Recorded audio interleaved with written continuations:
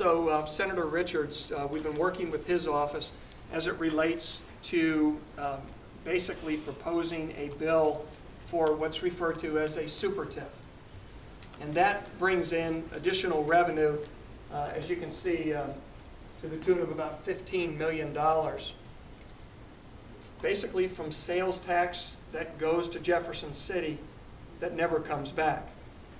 And so effectively for that 23-year period in the confines of this TIF district, to the extent that sales tax is collected and is sent to Jefferson City, 50% of that would basically be sent back here, which is found money to this TIF district.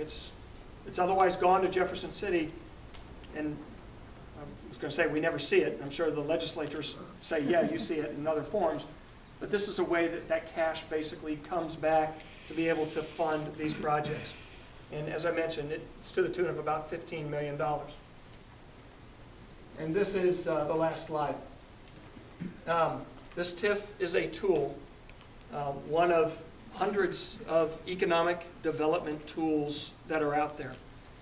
This is one that's used by a number of communities, not just in the state of Missouri, but throughout the United States. As I mentioned, we've been involved. We've created a number of TIFs, both on the public sector when I was mayor, as well as on the private sector, working with cities for the benefit of creating these particular projects.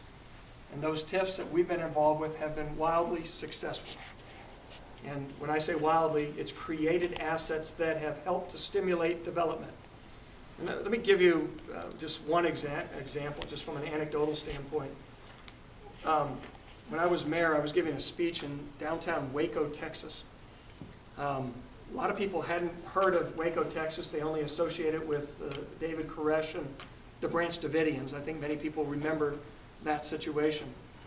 You have Baylor University, that you've got the Brazos River and Interstate 35. Baylor University is on the southeast side of that. Downtown, the central business district, is southwest, less than a quarter of a mile from Baylor. The downtown is dead, or was dead. There was a grand total of less than 30 people living in downtown Waco, a community that had over 200,000 population, less than 30 people living downtown. And I finished giving this speech, and I walked out of the convention center with the mayor, and it's hard having a conversation with a fellow mayor saying, what the heck happened here? The buildings are boarded up, there's graffiti, there's homelessness. This downtown truly looks dead. And she told me that in 1953, a tornado went through. At that time, it was the 10th worst tornado in American history. It's now the 11th worst because of Joplin. And at that point in time, she said that it killed close to a couple hundred people. It demolished all of downtown, and many people just decided to move to the suburbs, and the city had to foreclose on all of its tax liens because nobody was paying property. They just abandoned the properties. That was in 1953, over 50 years ago. And she said nobody had done anything in that area. So we said, all right, well, let's put together a public-private partnership.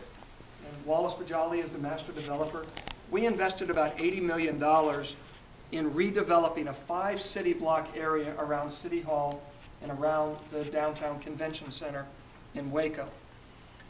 We created a TIF.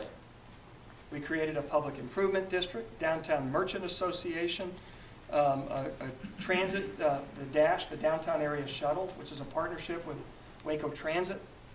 We created all of these things to do exactly what we're talking about here, getting everybody on the same side of the table with the same common goals. And if you were to go to downtown Waco now, just over the last 5 years alone, we invested $80 million. But it has attracted about $300 million of fresh capital to build alongside of us. Whereas for 50 years, nobody had confidence to go in and build that office building or to renovate that boarded up building. Now they have. And now Baylor is building a 270-some or 260-some million dollar football stadium. Now it helps to have the Heisman Trophy winner as one of your football players, but nevertheless, it stimulated development in the downtown area.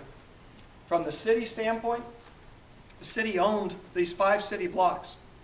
It was receiving 0 tax revenue, 0 property tax. It owned it. It wasn't paying itself. And now they're receiving over $2 million alone just on what we created on our property taxes, not to mention the other $300 million. So when we talk about some of these large-scale projects, we're talking about instilling confidence in other developers so that, all right, let's spend $50 million on this loft over retail, library, movie theater, restaurant on 20th Street. Because what that does is that encourages somebody else to say, you know, maybe I'm going to go in and build right next door. I was afraid to go in before, but now I can. Or maybe on Main Street where we build a consolidated post office government building that's a couple 100,000 square foot office building. Now all of a sudden someone says, I want to go in and buy that storefront that's been abandoned and turn it into a restaurant, turn it into a retail center. And that's the type of development that we're talking about. And that's what the city is looking for, where we invest a smaller amount, but it stimulates a great deal of additional development. That's the tool that we're focused on.